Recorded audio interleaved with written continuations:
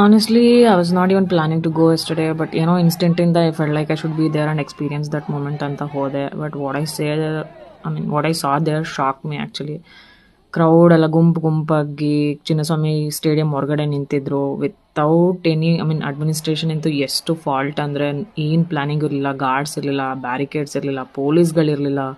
ನನಗೇನು ಅನಿಸ್ತಿತ್ತು ಇಷ್ಟು ಹೀನಾಯವಾಗಿ ಕೂಡ ಒಂದು ಪ್ಲ್ಯಾನ್ ಮಾಡೋಕ್ಕೆ ಸಾಧ್ಯನಾ ಅಥವಾ ಪ್ಲ್ಯಾನ್ ಮಾಡದೇ ಇರೋಕ್ಕೆ ಸಾಧ್ಯನಾ ಅಂತ. ಅಯ್ಯೋ ದಮ. Everyone wanted just one thing, ಒಳಗಡೆ ಹೋಗಬೇಕು ಅಂತ. But nobody knew where to go, how to go. People were pushing, screaming, falling. It was like out of control overall.